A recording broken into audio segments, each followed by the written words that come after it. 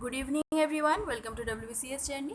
আমরা আজকে Indian পলিটির MCQ class আজকে আমরা ক্লাস 4 করব। আর এর আগে 3টে ক্লাস অলরেডি করিয়ে দিয়েছিলেন তোমাদের স্যার। সো ওই ক্লাস 3টা যদি কেউ না দেখে থাকো, উপরে আই বাটনে আর ডিসক্রিপশন বক্সে প্লেলিস্টের লিঙ্ক দেওয়া থাকবে, ওখান থেকে গিয়ে তোমরা ক্লাসগুলো দেখে নিতে পারো। আর যারা চ্যানেলে নতুন আছো, চ্যানেলটাকে সাবস্ক্রাইব করে পাশে বেল আইকনটা অন করে রেখো ডেলি এরকম নিউ ভিডিওর আপডেটস পাওয়ার জন্য। আর তার আগে আরেকটা কথা বলে রাখি, আমাদের চ্যানেলের পেড মক টেস্ট যদি কেউ পারচেস করতে চাও WBCS 2021-এর জন্য, তাহলে তারা ভিডিও ডিসক্রিপশন বক্স থেকে লিঙ্ক পেয়ে যাবে বা ইউপিআই আইডি পেয়ে যাবে, যেটার মাধ্যমে পেমেন্ট করে পারচেস করতে চাও সেভাবে করে নিতে পারো। সো ভিডিও ডিসক্রিপশন বক্সে কিন্তু সমস্ত ডিটেলস দেওয়া আছে, সো তোমরা ওটা একবার চেক আউট করতে পারো। তো চলো আজকের ক্লাস শুরু করি। আর তোমরা জানো যে এইটা আমরা টোটাল 50টা করে এমসিকিউ সলভ করছিলাম। সো 50টা এমসিকিউ। ফার্স্ট কোশ্চেন দেখো, ফার্স্ট হচ্ছে which one of the following has been wrongly listed as a directive principle। এর মধ্যে টোটাল অপশানে 4খানা রয়েছে, 4টের মধ্যে ডিরেক্টিভ প্রিন্সিপাল কী কী তোমাদেরকে তো আগে যখন আমি পড়াতাম বিভিন্ন থিওরি পড়াতাম তখন আমি বলেও দিয়েছিলাম যে কোনটা ডিরেক্টিভ প্রিন্সিপাল, দেন কোনটা হচ্ছে ফান্ডামেন্টাল রাইটস, আমি আলাদাভাবেই ডিসকাস করে দিয়েছিলাম। সো তোমরা জানো যে ডিরেক্টিভ প্রিন্সিপাল কোনগুলো। সো এখানে অপশানে যে 4টে রয়েছে সেই 4টের মধ্যে থেকে কোনটা ভুল, কোনটা ডিরেক্টিভ প্রিন্সিপালের অন্তর্গত নয়, তাহলে কোনগুলো অন্তর্গত সেটা জানলেই তোমরা বাকিটা অ্যান্সার করে দিতে পারবে। এখানে provision of adequate means of livelihood for all the citizens, এটা তো ডিরেক্টিভ প্রিন্সিপাল। তারপরে দেখো নেক্সট বলছে কি, provision of employment facilities to all able bodied persons, এটা কি ডিপিএসপির? এটা কিন্তু ডিপিএসপি না। নেক্সট এটা তাহলে হয়ে গেল, এর অ্যান্সার এটা। এবার বাকিগুলো আমরা দেখে নিই, বাকি যে দুটো অপশান, তাহলে এটা তোমাদের মনে থাকবে, সুবিধা হবে। নেক্সট অপশান কি বলছে, protection of workers specially children, এটা কি? Protection of workers specially children, এটা ডিপিএসপির অন্তর্গত। তারপরে কি বলছে, securing equal pay for equal work to both men and women, এটাও কিন্তু ডিপিএসপির অন্তর্গত। এবং এই কোশ্চেনটা কিন্তু আমি বহুবার তোমাদেরকে বলে দিয়েছি যখন আমি থিওরি ক্লাস করাতাম। সো তোমরা আমাকে কমেন্ট সেকশনে কমেন্ট করবে স্পেসিফিকভাবে এই ডিপিএসপিটা কত নাম্বার আর্টিকেলে বলা আছে। আমি কিন্তু তোমাদের বলে দিয়েছি ভিডিওয়ে আগে। সো ওই জন্য বলি যে আগের ভিডিওগুলো অবশ্যই বারবার দেখো যাতে তোমাদের জিনিসগুলো খেয়াল থাকে। সো এইটা স্পেসিফিকভাবে কোন আর্টিকেলের মধ্যে বলা আছে সেটা তোমরা কমেন্ট করবে। আর যেটা বললাম যে এটা হচ্ছে ডিপিএসপির অন্তর্গত না, তাহলে এটা কিসের অন্তর্গত সেটাও তোমরা কমেন্ট করবে। দেখি তোমরা কীরকম পড়াশোনা করছো, এক্সাম তো আসছে, বাট পড়াশোনার লেভেলটা কী লেভেলে রয়েছে এখন সেটা দেখা দরকার। তার পরের কোশ্চেন হচ্ছে, which amendment of the constitution provided constitutional status to the panchayats, যে বিভিন্ন সংশোধনীগুলো ছিল, অ্যামেন্ডমেন্টগুলো, সেই অ্যামেন্ডমেন্টগুলোর মধ্যে কোনটা পঞ্চায়েতকে কনস্টিটিউশনাল স্ট্যাটাস দিয়েছিল, কোন অ্যামেন্ডমেন্টের মাধ্যমে? অ্যান্সার কী হয়ে যাবে? 73তম অ্যামেন্ডমেন্ট। সো কোশ্চেন, এই অ্যামেন্ডমেন্ট রিলেটেড কোশ্চেনগুলো কিন্তু ভীষণ ইম্পর্টেন্ট, এক্সামে ঘুরিয়ে ফিরিয়ে আসে সবসময়, এই একই এজে আসবে। ফান্ডামেন্টাল রাইটস থেকে যেরকম কি মোটামুটি কমন লেভেলেরই সবসময় পড়ে, বাট অ্যামেন্ডমেন্ট নিত্য নতুন অ্যামেন্ডমেন্ট হতে থাকে। সো সেখান থেকে রিসেন্ট অ্যামেন্ডমেন্ট থেকেও দিয়ে দেয়, আবার কখনো কখনো ওল্ড যেগুলো অলরেডি অনেক দিন আগে হয়ে গেছে বাট ইম্পর্টেন্ট, যেরকম এই পঞ্চায়েত, তারপরে তোমাদের যখন ওই ভোট আর এজ নিয়ে যেটা, সো সেটা নিয়ে অনেক সময় দিয়ে দেয়। এইগুলো ইম্পর্টেন্ট যেহেতু, এইগুলো রকম এখন রিসেন্টের সাথে সাথে এগুলোও দিয়ে দেয়। সো ওইগুলো ভালো করে দেখে রাখবে। তারপরের কোশ্চেন হচ্ছে কি, who said that DPSP are like a check on a bank payable at the convenience of the bank। So এই কথাটা কে বলেছিলেন? অ্যান্সার কী হয়ে যাবে? Professor K T Shah. K T Shah হচ্ছে এই কথাটা বলেছিলেন যে DPSP are like a cheque on a bank payable at the convenience of the bank. Bangla আমি তলায় লিখে রেখে দিয়েছি, তোমরা বাংলাটা দেখে নিতে পারো। তারপরের কোশ্চেন দেখো, doctrine of pleasure was introduced in, ভীষণ ইম্পর্টেন্ট কোশ্চেন, WBCS-এ যারা মেন্স দিয়েছো তারাই একমাত্র জানো। এই কোশ্চেনটা কিন্তু বারবার রিপিট হয়ে গেছে, পুরো এবছর এসেছে তো তার পরের বছরে এসেছে, এরকমভাবে রিপিট হয়েছে। সো ডক্ট্রিন অফ প্লেজার কত নাম্বার আর্টিকেলে বলা আছে? এটা হচ্ছে আর্টিকেল 310। ভীষণ ইম্পর্টেন্ট কোশ্চেন, ভালো করে খেয়াল রাখবে, কজ ওখানে যখন অতবার রিপিট হয়েছে, আর এখন মোটামুটি WBCS-এর ট্রেন্ড হচ্ছে প্রিলির কোশ্চেনে প্রচুর মেন্সের কোশ্চেন দিয়ে দেয়। সো ওই জন্য এই কোশ্চেনটা কিন্তু আসার চান্স আছে। তারপরে দেখো, who said that the emergency powers of the president are a fraud on the constitution. এই কথাটা কে বলেছিলেন? এই কথাটা বলেছিলেন KM নাম্বিয়ার। তারপরের কোশ্চেন দেখো 6 number, which one of the following fundamental rights has been the subject of maximum litigation? দেখো কিছু কিছু টার্মের তোমরা মানে বোঝো না, সো সেই জন্য আমি পাশে লিখে রেখে দিয়েছি। ম্যাক্সিমাম লিটিগেশন মানে হচ্ছে মামলা, আর কন্ট্রোভার্সি মানে তো তোমরা জানো, ভীষণ common word. So which one of the following fundamental rights has been the subject of maximum litigation and controversy? মানে বিভিন্ন মামলার হয়েছিল আর কি কোন ফান্ডামেন্টাল রাইটসটাকে কেন্দ্র করে। সো অ্যান্সার কী হয়ে যাবে? Right two property. এই কারণেই এটাকে পরে ফান্ডামেন্টাল রাইট থেকে বের করে দিয়ে লিগাল রাইট হয়ে যায়। সো এটা পরে লিগাল রাইট কত নাম্বার আর্টিকেলে? সেটা হচ্ছে 300A। সো এইভাবে কোরিলেট করে যদি তোমরা পড়ো না, একসাথে দেখবে একটা টপিক ধরলে সেইটা রিলেটেড আরও যা যা সেটার সাথে কানেক্টেড থাকে সেগুলো পড়ে নিলে সিলেবাস ওখানেই কিন্তু অনেকটা কভার করে ফেলতে পারো। তারপরের কোশ্চেন দেখো, which one of the following features has been wrongly listed as a feature of right to equality? এর মধ্যে যে ফিচারগুলো বলা আছে তার মধ্যে রাইট টু মানে অ্যাকচুয়ালি ফান্ডামেন্টাল রাইটসের মধ্যে বিভিন্ন রাইট রয়েছে, এইবার তার মধ্যে যে রাইট টু ইকুয়ালিটি রয়েছে সেই রাইট টু ইকুয়ালিটির মধ্যে এর মধ্যে কোনটা বলা হয়নি, মানে যেটা রাইট টু ইকুয়ালিটির মধ্যে নেই। তাহলে ইকুয়ালিটির মধ্যে কী কী ছিল? এটা কি?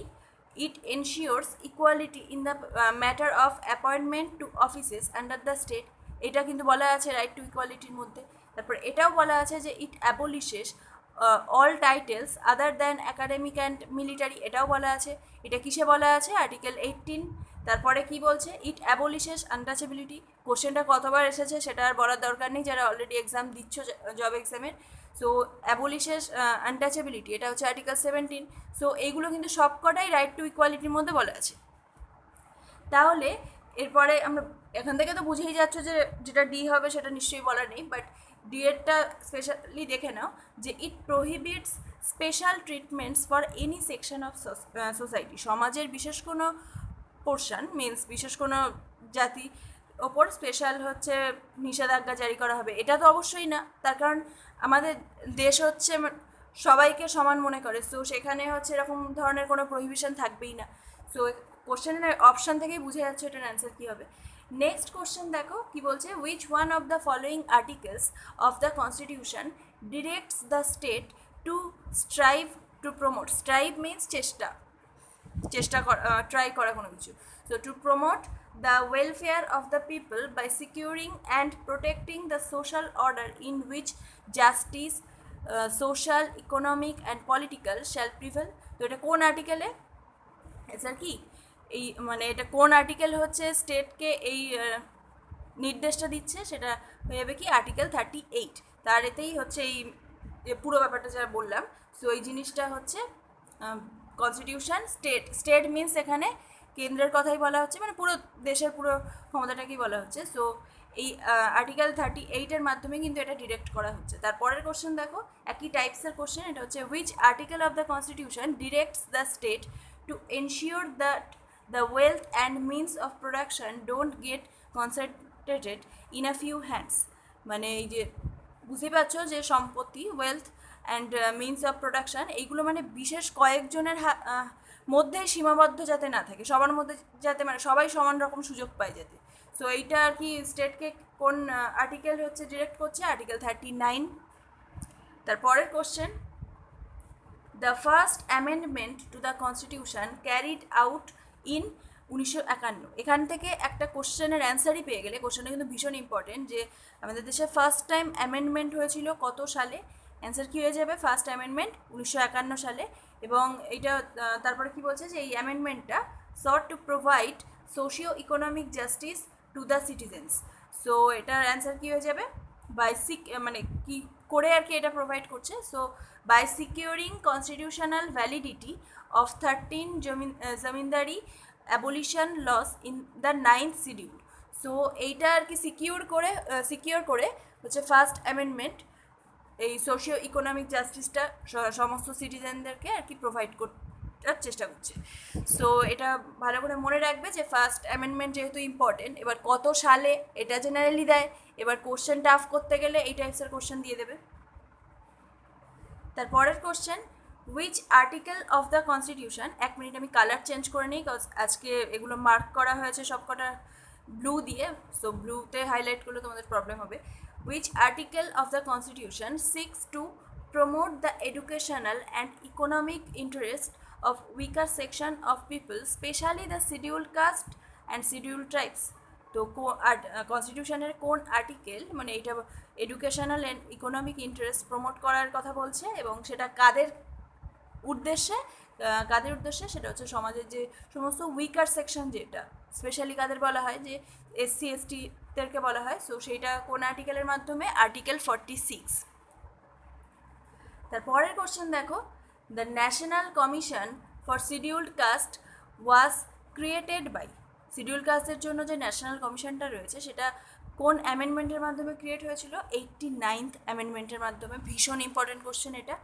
তারপরে দেখো, which one of the following amendments of the constitution abolished the privy purses and privileges of the Indian princes? So এটা কোন অ্যামেন্ডমেন্ট হবে? 26তম সংশোধনী।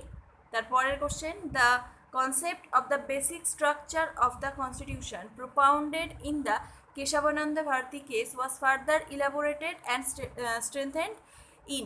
মানে এটা অ্যাকচুয়ালি বলতে চেয়েছে যে কেশবানন্দ ভারতী যে কেস, আমি তোমাদের বলেছিলাম কেস নিয়ে, মানে যখন আমি থিওরি করাচ্ছিলাম, থিওরিটা অনেক দিন আমার বন্ধ হয়ে গেছে, এইদিকে এই হিস্ট্রি জিওগ্রাফি এইগুলো করাতে গিয়ে ওইদিকে আর টাইম পাচ্ছি না। থিওরি করাতে গেলে না অনেক বেশি স্টাডি ম্যাটেরিয়াল রেডি করতে গেলে অনেকটা টাইম লাগে, সো ওই জন্য টাইম পাচ্ছি না। আগে এইগুলো যদি শেষ হয়ে যায় তাহলে এক্সামের আগে আমি থিওরি ওই যেটা পলিটিতে করাচ্ছিলাম তো তারপরটা বাকিটা শেষ করে দেবো। তো এখানে দেখো, এই কেশবানন্দী ভারতী কেসে এই যে কনস্টিটিউশনের যে বেসিক স্ট্রাকচারটা নিয়ে যে কনসেপ্টটা, যে আইডিয়াটা, সো সেইটাকে প্রপন করা হয়েছিল, মিনস ইলাবোরেট করা হয়েছিল। বাট ইলাবোরেট মানে কি, মানে বিস্তারিতভাবে সেটাকে বলা হয়েছিল, বাট সেটাকে আরও বেশি বিস্তারিত মানে ওখানে ডিসকাস করা হয়েছিল, বাট সেটা পুরোপুরিভাবে আর কি সেখানে কিন্তু হয়নি। বাট ফার্দার ইলাবোরেটেড অ্যান্ড স্ট্রেনথেন্ড মানে আরও বেশিভাবে সেটাকে আর কি প্রচারিত করা বা ইলাবোরেট করেছিল। সেটা কোন কোন কেসে? সেটা হয়ে যাবে কি answer, Indira Gandhi versus Raj Narain case আর মিনার্ভা মিলস কেস। এই দুটো কেসেই কিন্তু এই কনস্টিটিউশনের যে বেসিক স্ট্রাকচারের কনসেপ্টটা এটাকে কিন্তু ইলাবোরেট করা হয়েছিল। সো অ্যান্সার কী হয়ে যাবে? Both A and B. 15 question number, তার এটা কী হবে? Which provision of the constitution provides for the adjudication of disputes relating to waters of interstate rivers. এটা মোটে হয় WBCS মেন্সে প্রত্যেক বছর কোশ্চেনটা এসেছে এরকম কোশ্চেন, ভীষণ ইম্পর্টেন্ট কোশ্চেন। সো ইন্টারস্টেট রিভার্সের যে ইন্টারস্টেট রিভারের ওয়াটারের মধ্যে যে ডিসপিউটগুলো থাকে, তো সেইটা হচ্ছে মানে সেইটার সম্পর্কে আর কি প্রভিশন, সেটা কনস্টিটিউশনের কোন আর্টিকেলে? অ্যান্সার কী হয়ে যাবে? আর্টিকেল 262। ভালো করে খেয়াল রাখবে, কোশ্চেনটা কিন্তু ভীষণ ইম্পর্টেন্ট। তারপরের question, which amendment empowered the state to make provisions for reservation in promotion in government jobs in favor of scheduled caste and scheduled tribes? So এর মধ্যে কোন অ্যামেন্ডমেন্টটা সেটা এম্পাওয়ার করছে স্টেটকে, বাট এর মধ্যে যে অ্যামেন্ডমেন্টগুলো বলা আছে কোনোটাই না। তারপরের কোশ্চেন দেখো, আ member of parliament or a state legislature can be elected as the president. পার্লামেন্টের একজন মেম্বার অথবা স্টেট লেজিসলেচারের একজন মেম্বার সে কিন্তু প্রেসিডেন্ট হিসেবে ইলেক্টেড হতে পারে, বাট তার একটা শর্ত আছে, he has to relinquish his seat as soon as he is elected. সে যেই ইলেক্টেড হয়ে যাবে মানে তার সঙ্গে সঙ্গে তাকে সেই পদটাকে, মানে যে পার্লামেন্টের মেম্বারের যে পদ বা স্টেট লেজিসলেচারের যে পদে সে ছিল সেই পদটাকে কিন্তু ত্যাগ করতে হবে। রিলিঙ্কুইশ মানে ত্যাগ করা। তারপরের question, in the election of the president এর সঠিক অ্যান্সারটাই আমি বলে দিচ্ছি যাতে তোমাদের কনফিউশন না থাকে। The members of state legislative Assembly's and 2 houses of parliament enjoy equal numbers of votes. So এটা মনে রাখবে ভালো করে, ইলেকশনের জন্য ভীষণ ইম্পর্টেন্ট এটা। তারপরের question, during the recess of the parliament the president can promulgate ordinances. পার্লামেন্টের রিসেসের সময় এই প্রেসিডেন্ট হচ্ছে অর্ডিন্যান্স জারি করতে পারে, সেটা মানে কোন শর্তে? সেটা হচ্ছে with the consent of the council of ministers. পার্লামেন্টের যখন রিসেস টাইমটা থাকে তো সেই টাইমে হচ্ছে কাউন্সিল অফ মিনিস্টারদের পরামর্শে, কনসেন্ট মিনস পরামর্শ, তো পরামর্শে হচ্ছে কিন্তু প্রেসিডেন্ট অর্ডিন্যান্স জারি করতে পারে, তার সেই ক্ষমতা রয়েছে। তারপরের question, Which one of the following amendments was concerned with the extension of reservation of seats to the scheduled caste? এর মধ্যে হচ্ছে বলছে যে which one of the following amendments was, আচ্ছা এটা বলছে যে এসসিদের জন্য যে সিট রিজার্ভেশন আছে সেই রিজার্ভেশন সিটের এক্সটেনশনের কথা আর কি কোন অ্যামেন্ডমেন্টের মাধ্যমে ডিসকাস করা হয়েছিল, বলা হয়েছিল অ্যামেন্ডমেন্টে। অ্যান্সার কী হয়ে যাবে? সব কটাই, 8, 23rd, 45th, তিনটে অ্যামেন্ডমেন্টের মধ্যেই কিন্তু এই কথা বলা আছে। তারপরের question, which one of the following amendments of the constitution did away with the privileges, privilege means বিভিন্ন সুবিধা, আর কনসেশন মিনস বিভিন্ন ছাড়, enjoyed by the ICS officers. Answer কী হয়ে যাবে? 28তম অ্যামেন্ডমেন্ট। দেখো আমি যেহেতু মেন যে টার্মগুলোর মিনিং তোমরা বুঝতে পারবে না সেটা আমি লিখে দিয়েছি বলে আমি আর অত ডিটেলসে বাংলা করে বলছি না, তাহলে 50টা কোশ্চেন আজকে আর তাহলে শেষ হবে না। তারপরের question, the demand for a constituent assembly was for the first time authoritatively considered by the British government, though in an indirect way through, মানে কি? এর মানে হচ্ছে গণপরিষদের দাবি প্রথমবারের মতো ব্রিটিশ সরকার কর্তৃক অনুমোদিত হয়েছিল, যদিও সেটা পরোক্ষভাবে, মানে ডিরেক্টলি আর কি অ্যাপ্রুভ করেনি ব্যাপারটাকে, বাট পরোক্ষভাবে অনুমোদিত করেছিল কোন এর মাধ্যমে? অগাস্ট অফার যে ছিল সেই অগাস্ট অফারে কিন্তু ফার্স্ট টাইম আর কি ব্রিটিশ সরকার কর্তৃক এই কনস্টিটিউয়েন্ট অ্যাসেম্বলির ডিমান্ডটাকে কনসিড করা হয়েছিল, অনুমোদিত করা হয়েছিল। তারপরের question, Indian legislature became bicameral through which of the following? Indian legislature bicameral পরিণত হয়েছিল সেটা কোন ইয়ার মাধ্যমে? সেটা অ্যান্সার কী হয়ে যাবে? Montagu Chelmsford reforms. কত সালে? এটা হচ্ছে 1919। আর মরলে মিন্টো রিফর্মসের সালটা আশা করি মনে আছে তোমাদের, বহুবার বলেছি যখন কৃষ্ণ রেড্ডির এমসিকিউ করাচ্ছিলাম। মরলে মিন্টো হচ্ছে 1909 সাল, আর বাদ বাকিগুলো তো সাল বলেই দিয়েছে এখানে। তারপরের question, before 26th November 1949 which among the following was the governing law of India? এই যে স্পেশালি এই তারিখটা কেন বলা হচ্ছে এখানে, যে 1949-এর 26শে নভেম্বর আমাদের কনস্টিটিউশন অ্যাডপ্ট করা হয়েছিল। সো তার আগে পর্যন্ত কোন আইন আর কি মানছিল, মানে ইন্ডিয়া কোন আইনের ভিত্তিতে চলছিল? সো আইনটা কী হয়ে যাবে? কোন গভর্নিং ল ছিল? গভর্নমেন্ট অফ ইন্ডিয়া অ্যাক্ট 1935, ওটাই সবার লাস্ট হয়েছিল। কোশ্চেনটা কিন্তু বেশ ভালো কোশ্চেন, মনে রাখবে। তারপরের question, doctor Rajendra Prasad was not a member of which of the following committees of the Constituent Assembly? Constituent assembly যখন তৈরি হয়েছিল কনস্টিটিউশন রেডি করার জন্য, বাট তখন হচ্ছে তার কিন্তু অনেক কমিটি ছিল, মানে বিভিন্ন কমিটির বিভিন্ন দায়িত্ব দেওয়া হয়েছিল, বিভিন্ন আর কি আলাদা আলাদা কাজ করার দায়িত্ব। সো তার মধ্যে কোন কমিটির মেম্বার ছিলেন না? ডক্টর রাজেন্দ্র প্রসাদ। এখানে অপশানে যে চারটে দিয়েছে সেই চারটের মধ্যে বলা হচ্ছে। তো অ্যান্সার কী হয়ে যাবে? অর্ডার অফ বিজনেস কমিটির মেম্বার কিন্তু ছিলেন না। তাহলে বাকি কিসের মেম্বার ছিলেন? Committee on the rules of procedure, finance and staff committee, ad hoc committee on national flag. এই তিনটে কমিটিরই কিন্তু মেম্বার ছিলেন কে? Doctor Rajendra Prasad. Next question, which among the following best supported the idea of inclusion of fundamental rights in our constitution? কনস্টিটিউশনে যখন fundamental রাইটসটাকে include করবে, so সেইটা এর মধ্যে কোন, মানে এর মধ্যে এই যে চারটে অপশনে দিয়েছে তার মধ্যে কোনটা আর কি সব থেকে বেস্ট সাপোর্ট করেছিল এই আইডিয়াটাকে? সো অ্যান্সার কী হয়ে যাবে? Sapru commission report on constitutional proposals 1945। Important question কিন্তু এটা, ফান্ডামেন্টাল রাইটস জানো তো ভীষণ ইম্পর্টেন্ট, বাট এই টাইপসের কোশ্চেনগুলো কি একটু আনকমন কোশ্চেন। বেশিরভাগ ওই এই আর্টিকেল কত এতে রয়েছে, ওই অ্যাবলিশন অফ আনটাচেবিলিটি, তারপর ওই টাইটেল অ্যাবলিশন, সো এইগুলোই সব পড়ে যায়। সো এইটা যেহেতু ফান্ডামেন্টাল রাইটসের একটা আনকমন কোশ্চেন, দিয়েই দিতে পারে কোশ্চেন। সো নেক্সট কোশ্চেন দেখো, আন্ডার দ্য কনস্টিটিউশন ইটস এটা কি বলতে চাইছে? আচ্ছা, it's not obligatory for the president to seek or assent the advice of the council of ministers. Constitution অনুযায়ী এটা বাধ্যতামূলক না। অব্লিগেটরি মানে কি? বাধ্যতামূলক। সো প্রেসিডেন্টের জন্য এটা বাধ্যতামূলক না যে তাকে হচ্ছে সবসময়ই হচ্ছে কাউন্সিল অফ মিনিস্টার্সের অ্যাডভাইস নিতে হবে, মানে তাদের পরামর্শ নিতে হবে। সো এটা কিন্তু একদমই বাধ্যতামূলক না প্রেসিডেন্টের ক্ষেত্রে। তারপরের question, the president can declare emergency on ground of the breakdown of constitutional machinery in the states, কী হয়ে যাবে, কখন এটা, even without a receipt of a report from the governor if he is satisfied that a situation has arisen in which the government of the state can be carried on।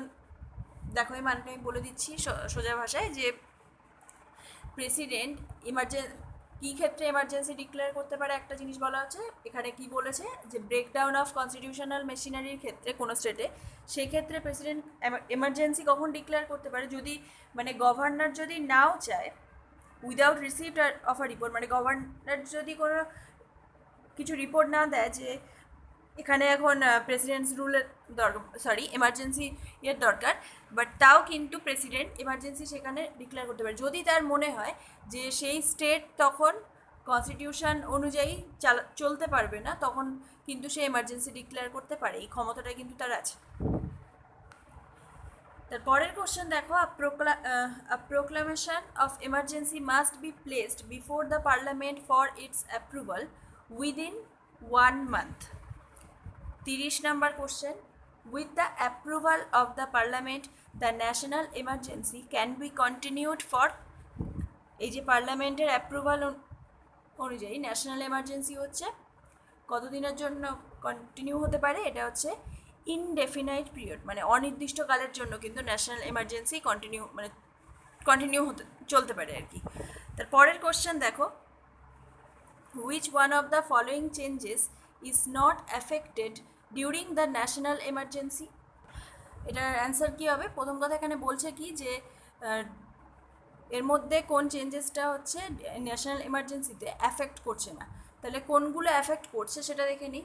যে the fundamental rights of the citizens can be suspended, সিটিজেনদের জন্য যে fundamental রাইটগুলো আছে সেগুলো এই national এমার্জেন্সির ক্ষেত্রে suspend করা যেতে পারে, কোশ্চেনটা তো তাই বলেছে যে ন্যাশনাল এমার্জেন্সি, সো এখানে সাসপেন্ড হতে পারে। এবং তারপরের কোশ্চেন কি, পরের পয়েন্ট হচ্ছে the distribution of revenue between the union and the states can be modified, এটাও করা যেতে পারে। তারপর the president can issue directions to the states with regard to exercise of their powers, so এটাও করা যেতে পারে। বাট এটা কিন্তু মানে কোশ্চেনটা আরেকবার আমি বলে দিচ্ছি তোমাদের, যে এর মধ্যে কোন চেঞ্জেসটা national এমার্জেন্সির which one of the following changes is not affected during the national emergency, এর মধ্যে কোনটা হচ্ছে অ্যাফেক্টেড হয় না, বাকিগুলো তো সব অ্যাফেক্টেড হচ্ছে, মানে সাসপেন্ড হতে পারে। সো এবার কোনটা হয় না সেটা অ্যান্সার কী হয়ে যাবে, the president can in his description the advice of the council of ministers, মানে রাষ্ট্রপতি তার বিবেচনার ভিত্তিতে মন্ত্রিপরিষদের পরামর্শ কিন্তু নিতে পারেন, এটা কিন্তু অ্যাফেক্টেড হয় না। বাট বাকি সব কিছুই অ্যাফেক্টেড হয়, সাসপেন্ড হতে পারে বা বাকি সমস্ত কিছু যা যা অপশানে ছিল। তারপরে হচ্ছে the 6 freedoms of the Indian citizens have been enshrined in, আচ্ছা আজকে আমার একটু গলায় প্রবলেম হচ্ছে কথা বলতে, যদি তোমাদের কোনো মনে হয় যে পড়ানো একটু প্রবলেম হচ্ছে, একটু আজকে ম্যানেজ করে নিয়ে আমার কথা বলতে অ্যাকচুয়ালি প্রবলেম হচ্ছে।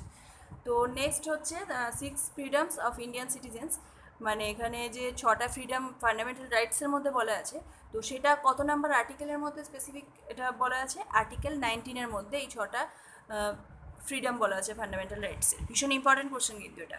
তারপরের question, the constitution grants cultural and educational rights with a view to, constitution grant করছে যে কালচারাল এবং এডুকেশনাল রাইট, এটা কিসের জন্য, to help the minorities conserve there culture, যাতে যারা সংখ্যালঘু সম্প্রদায় আমাদের দেশের, তারা যাতে তাদের সংস্কৃতিকে কনজার্ভ করতে পারে, সংরক্ষণ করতে পারে। তারপরের কোশ্চেন দেখো, এই সেম টপিক নিয়েই question, the right two cultural and educational rights implies, right two cultural and educational rights এটা কি ইমপ্লাই করে, এটা হচ্ছে right of minorities to establish and administer educational institutions of their choice. কেন, reason কি, আমি একটু আগেই বলে দিলাম, তারা যাতে তাদের কালচারকে, তাদের মানে সমস্ত পুরো কালচারটাকে যাতে তারা কনজার্ভ করতে পারে। সো সেই কারণেই কিন্তু সেম কোশ্চেনটা, জাস্ট কথাগুলো একটু আলাদা করে, বাট মিনিংটা কিন্তু একই। তারপরের কোশ্চেন হচ্ছে the right to constitutional remedies means, এটার মানে কি, এটা হচ্ছে the right to move the courts for the enforcement of fundamental rights granted by the constitution. কনস্টিটিউশনের মাধ্যমে যে ফান্ডামেন্টাল রাইটসগুলো সিটিজেনকে দেওয়া হয়েছে, বাট সেটা যদি ভায়োলেটেড হয় তাহলে সেক্ষেত্রে যে সিটিজেন সোজা কোর্টে যেতে পারবে, সো সেইটাই কিন্তু সেই অধিকারটাই কিন্তু এই রাইট টু কনস্টিটিউশনাল রেমেডিসের মধ্যে বলা আছে। তো সেটাই এখানে কোশ্চেনটা করেছিল। তারপরের কোশ্চেন দেখো, কোশ্চেনটা এই টাইপসের কোশ্চেনগুলো কিন্তু ভীষণ ইম্পর্টেন্ট। এটা কি বলছে, which one of the following writs is issued by the high court to a lower court or a non-judicial public institution to stop proceedings in a particular case? মানে যে যে রিটগুলো রয়েছে বা সেই রিটগুলো যে জারি করতে পারে কোনটা কোন ক্ষেত্রে সেটা জানা দরকার। তো এখানে কোনটা বলা হচ্ছে যে হাইকোর্ট তার নিম্নতম আদালতে হচ্ছে অথবা নন জুডিশিয়াল পাবলিক ইনস্টিটিউশনকে to stop proceedings in a particular case, কোনো পার্টিকুলার কেসে আর কি স্টপ করার কথা বলছে, মানে কোনো কিছু আর কি নিষেধ করছে তাতে। তো সেটা কোন রিটস হয়ে যাবে? অ্যান্সার বুঝতেই পারছো কোশ্চেন পড়ে যে এটার অ্যান্সার কী হয়ে যাবে, প্রহিবিশন, কোনো কিছু নিষেধ করছে। তারপরের question, any charge for impeachment of the president may be preferred. প্রেসিডেন্টের যে ইমপিচমেন্ট সেই উপলক্ষে এনি টাইপ অফ চার্জ, তো সেটা কোথায় ফার্স্ট টাইম আর কি নিয়ে যাওয়া যাবে? তো অ্যান্সার কী হবে, in either house of the parliament. পার্লামেন্টের দুটো হাউসের মধ্যে যে কোনো হাউসে কিন্তু এই ইমপিচমেন্টের চার্জ তোলা যাবে। তারপরের question, which among the following was the first program launched by the government of India to implement the Article 47 of DPSP. দেখো ডিপিএসপির মধ্যে আর্টিকেল 47, ডিপিএসপি কত থেকে কত আর্টিকেল? আর্টিকেল 36 থেকে আর্টিকেল 51। এবার এর মধ্যেই পড়ছে আর্টিকেল 47, তার মানে এটা হচ্ছে ডিপিএসপিরই একটা আর্টিকেল। সো ডিপিএসপির আর্টিকেল 47টাকে ইন্ডিয়াতে ইমপ্লিমেন্ট করার জন্য ফার্স্ট টাইম কোন প্রোগ্রাম লঞ্চ করেছিল গভর্নমেন্ট অফ ইন্ডিয়া? সো কোন প্রোগ্রাম লঞ্চ করেছিল? Community development programme. তারপরের question, which of the following states in India is exempted from reservation for scheduled caste in panchayati raj institution? Panchayati raj ইনস্টিটিউশনে scheduled কাস্টের reservation exempt করা হয়েছে কোন স্টেটকে? সেটা হচ্ছে কি অরুণাচল প্রদেশ। নেক্সট কোশ্চেন দেখো, which among the following justifies the reason that DPSP were made explicitly non-justiciable? Answer কি হয়েছে better? The implementation of the principles needs resources which the states may not have. So এই কারণেই কিন্তু এটাকে নন জাস্টিসিয়েবল করা হয়েছে। তারপরের question, choose the incorrect sentence among the following. এর মধ্যে কোনটা হচ্ছে ইনকারেক্ট? অ্যান্সার কী হয়ে যাবে, preamble is enforceable in court of law. এটা হচ্ছে ইনকারেক্ট, এটা ভুল। আর বাদ বাকি তাহলে কোনগুলো correct? The objective resolution passed by Pandit Jawaharlal Nehru. তাহলে এখান থেকে কোশ্চেন এটাও দিতে পারে যে অবজেক্টিভ রিজলিউশন পাস করেছিলেন কে? অ্যান্সার কী হয়ে যাবে, পণ্ডিত জওহরলাল নেহেরু, যেটাই হচ্ছে কিন্তু আমাদের কনস্টিটিউশনের প্রিয়াম্বল পড়ে। তারপরের কোশ্চেন, পরের পয়েন্ট কী বলেছে, এগুলো হচ্ছে ঠিক। সো এগুলো দেখে নিই যে preamble of Indian constitution has been amended only once in 1976। বা ইন্ডিয়ান কনস্টিটিউশনের যে প্রস্তাবনা, এটা কিন্তু একবারের জন্যই আর কি অ্যামেন্ড করা হয়েছিল, এবং সেটা কত সালে? 1976 সালে। আর তারপরে হচ্ছে Jawaharlal Nehru was the strongest advocate of socialism. But C number পয়েন্টটা কিন্তু ভীষণ ইম্পর্টেন্ট। তারপরে দেখো, the Assam reorganisation act 1969 created which of the following state or states? Answer কী হয়ে যাবে, মানে এই আসাম রিঅর্গানাইজেশন অ্যাক্ট 1969-এর মাধ্যমে কোন স্টেট বা কোন স্টেটসগুলোকে ক্রিয়েট করা হয়েছিল? সো এটার অ্যান্সার কি, একমাত্র মেঘালয়কে। সো এখনও পর্যন্ত যদি তোমাদের ধৈর্য থেকে থাকে ভিডিও দেখার, তাহলে তার জন্য ক্ল্যাপ। তারপরের কোশ্চেন দেখো, which of the following were added to the list of union territories in north eastern reorganisation act of 1971? এটার অ্যান্সার কী হয়ে যাবে, মিজোরাম অ্যান্ড অরুণাচল প্রদেশ। মানে এই দুটোকে কিন্তু north eastern reorganisation act of 1971-এর মাধ্যমে ইউটির ইউনিয়ন টেরিটরিজের লিস্টের আন্ডারে এই দুটোকে কিন্তু অ্যাড করা হয়েছিল। পরের question, Rajaji formula was suggested by C Rajagopalachari. তাহলে এখান থেকে কোশ্চেন বুঝতেই পারছো কি আসতে পারে। রাজাজি ফর্মুলাটা সাজেস্ট করেছিল কে? চক্রবর্তী রাজা গোপালাচারী। এবং কত সালে? 1944 সালে। Primarily with a view to, কিসের জন্য করেছিল? Two resolve the political deadlock in the country. Next question হচ্ছে, আই থিঙ্ক একটা কোশ্চেন মনে হয় আজকে কমই রয়েছে, তো এনিওয়ে চলো দেখে নিই।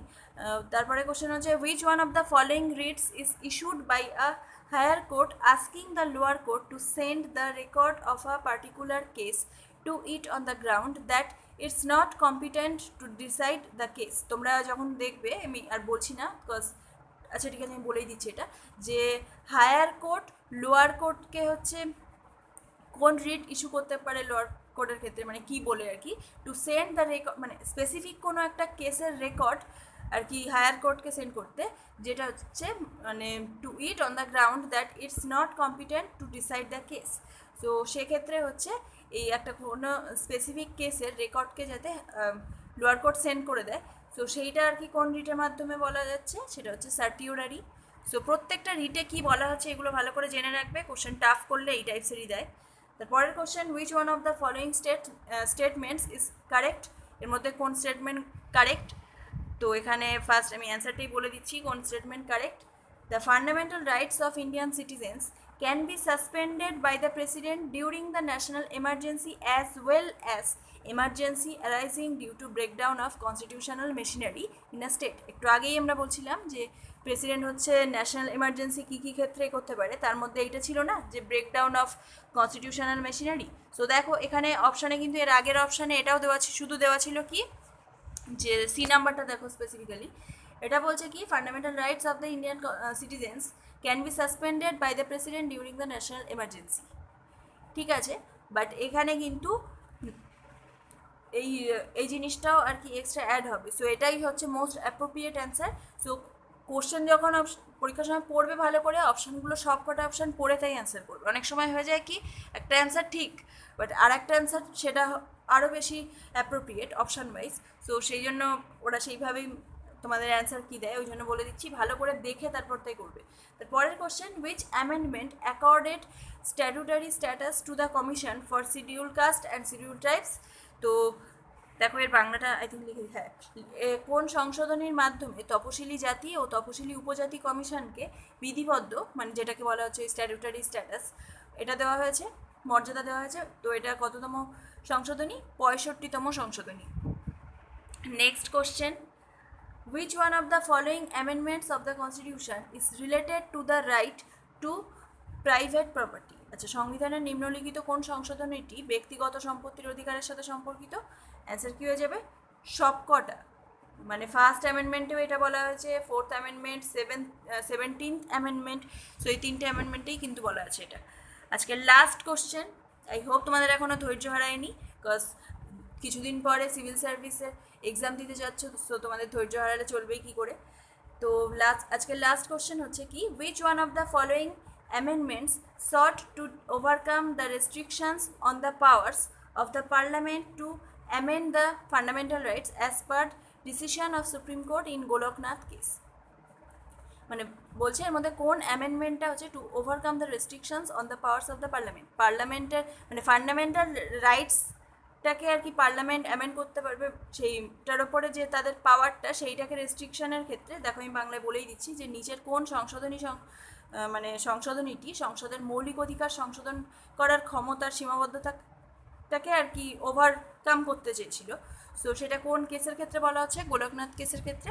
অ্যান্সার কী হয়ে যাবে? এটা কোন সংশোধনী? এটা হচ্ছে 24তম অ্যামেন্ডমেন্টের মাধ্যমে। সো ফ্রেন্ডস, আজকের ভিডিও কিন্তু এই এতটাই ছিল। ভালো লাগলে প্লিজ লাইক করে দিও, বিকজ তোমাদের জন্য এই এতটা টাইপ করা, তারপর এতটা হচ্ছে এই পড়ানো অনেক কষ্ট হয়, তোমরা নিজেরাও আশা করি বোঝো। সো ওই জন্য বলি যে ভিডিওগুলো দেখে তোমরা চলে যাও না, অন্তত ভিডিওগুলোকে লাইক করে দাও যদি ভালো লাগে। তো চলো আজকের ভিডিও এখানেই শেষ করছি। ভালো লাগলে লাইক করে দিও, আর চ্যানেলে নতুন থাকলে চ্যানেলটাকে সাবস্ক্রাইব করে পাশে বেল আইকনটা অন করে রেখো। So thanks for watching.